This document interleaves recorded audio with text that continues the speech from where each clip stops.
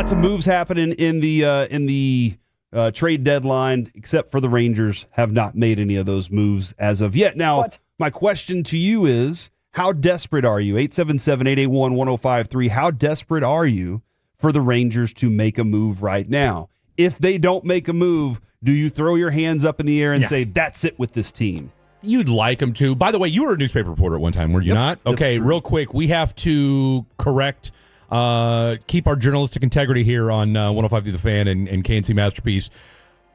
I incorrectly said that Eovaldi pitched in the 8th inning. He did not. All right, so I'm going to blame it on the Victory Plus app because it was on the Fritz last night.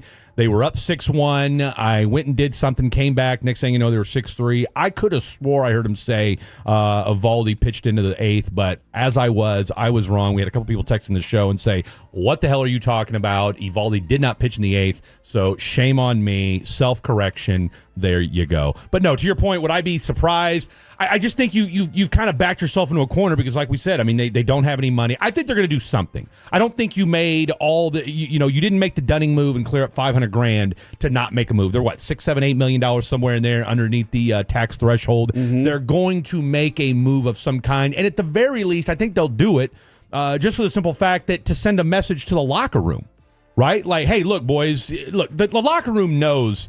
We just got to be better. Yep. Okay, we've dug ourselves in a little bit of a hole. Ken Rosenthal talked about this the other day on Foul Territory. But I think they're going to do something, and I'll just go ahead and say this.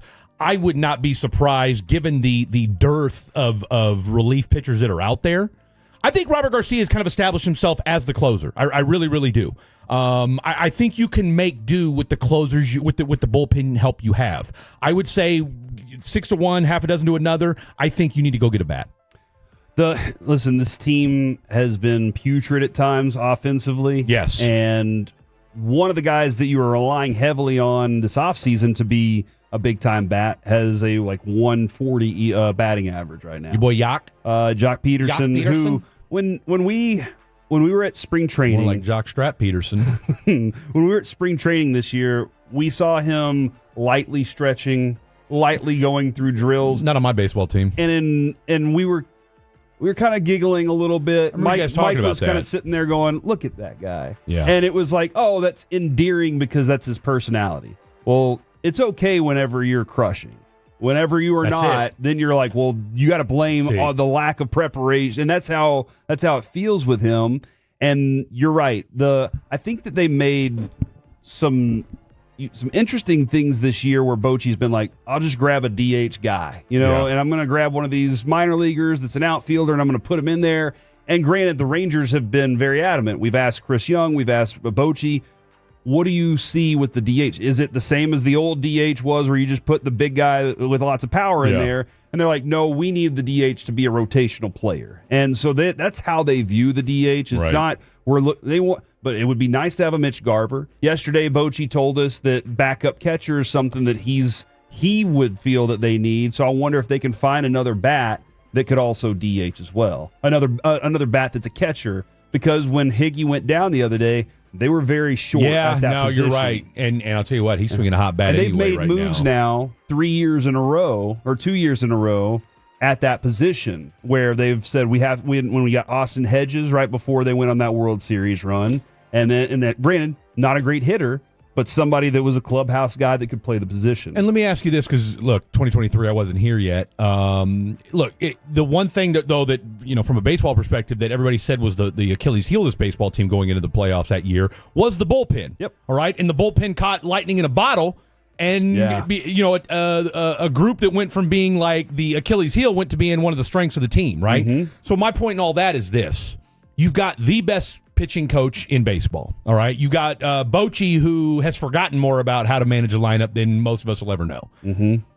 That's true. I'm just saying, I think you've got enough talent already there. Unless now look, if you get a Phil Maton, hey, great. He's been in high leverage situations before. He's got a World Series ring. He's been there, done that. He's a great setup guy. You can work with that.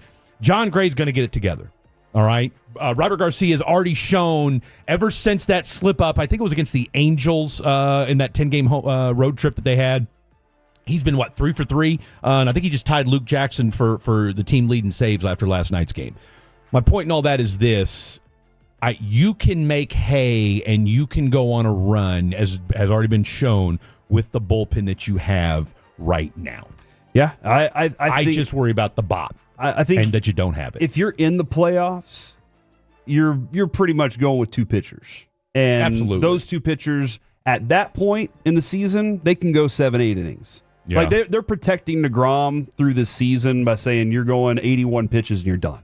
85. Kamar and Jack can give you some long relief. And they can give you long relief, and then you can turn when you need to. But those guys, those 2 pitchers right there, you're like, we're going to rock with them. So I see what you're saying, and that you shorten everything for the rest of your bullpen that you already have, and you feel better. Now, I want to add something to what you're saying about a bat, though. Yeah. The DH position for the Rangers is hitting 167 this year. Wow. I'm no Peter Gammons, but that's not good. With a 518 OPS, they only have 7 home runs out of that spot. And that's a spot where you expect... No, you need power out of that. Either you're hitting power or you're hitting and getting on, and they're not doing anything. Maybe you're not hitting them for a bunch of home runs, but at the very least, you're a threat to get on base in some form or fashion. And so if you're looking through this lineup, that's the weakest spot in the lineup for sure, and they know it right now. No, I would if but I see what you're saying about the bullpen. You feel comfortable with it, but before this season, we were like, all right, who's closing? Yeah. As the season's gone along, Mike Maddox and company have worked, and they feel comfortable in a couple situations. And again, with some of these starters, they can go long. No, right, and again, Robert Garcia is starting to sort of establish himself as that guy. Again, I don't want him more than an inning. Because after an inning, he doesn't have. He's not the same guy, and we've seen it. And again, that's what happened in the Angels game. And I think there was another game before that that was similar to that, where he went in the second and then just kind of crapped the bed. That said, last night against the Braves, all right, high leverage situations, boom, shut him up, close him down, and that's exactly what he did. I think you can live to fight another day when it comes to the bullpen. You've got guys that will come playoff time, whether it's a lighter, whether it's a rocker, you can give you 2-3 innings if you do. You got the Jacob Latz of the world. Okay, yeah, I got to believe it. Jacob Latz is showing up for you this year. I mean, is Tyler Malley? I mean, I got to believe he's coming back at some point, right? I mean, whenever he comes back. Oh, by the way, Patrick Corbin is a guy who's won a World Series and knows what it's like in a high leverage situation and can give you a spot start if need be. So I'm less concerned about the pitching staff moving forward. I feel like the bullpen is starting to solidify itself, and let Robert Garcia be that guy as far as the closer's concerned. But you need somebody with some pop. From the 214, look at Seattle. We have to upgrade our bullpen in some way. Seattle and Anaheim got better yesterday. They changed their team for what they perceive as better yesterday. Seattle looks like for the first time in a long time, they're going for it. Yeah. I will say I'll believe it whenever they do it. That's been my saying with Seattle because they always let you down. From the 903, very desperate, need a bat and an arm. I do not think this team from the 817, as currently constructed, can compete for a World Series. They need bullpen help. Another bat would be great. And then from the 817, not desperate enough to part ways with a top 5 prospect or multiple top 15 prospects. Okay. I would. Go back up to the 817 as well, and that's the same person who says the farm system's already pretty thin and don't need to deplete it even more. That's where I think it's taking so long for the Rangers to do this. Because as the clock gets closer to deadline time, teams they'll back off of things that they want, because if they really want to move a piece, they'll make concessions for it. Absolutely. Nolan Ryan a long time ago said, well, it's tough to make a trade in the middle of the season because teams know they have you over a barrel. Yeah. And then he said, then you try to make a trade in the offseason, you're stuck between a rock and a hard place. So making trades is a difficult time. You really have to finesse it. Right. And I think Chris Young, the longer he waits in the day, the better it is for him. He's working deals. He doesn't want to give up Sebastian Walcott. He doesn't want to give up some of their other top prospects because they are pretty thin in the minor league system. They're still trying to develop that. But he knows he needs something. So he's saying, if I can wait and then say, all right, here's my offer, last minute, take it or leave it, boom, then we can get out of here with a piece that we like. That's what I'm feeling. I don't doubt anything you just said. I just think, though, that you're playing a dangerous game. Oh, yeah. When you do that. Because you need it. I don't disagree with anything any of those folks have said. I'm not saying you don't need a bullpen arm. Just for the simple fact that an extra arm is always a good thing, especially considering, like they alluded to. I mean, the AL, look, we already knew the AL wild card was going to be a dogfight. Yep. All right. And oh, by the way, you are now tied for third. You are in that third spot, and that's why this next series with the Seattle Mariners is going to be gargantuan.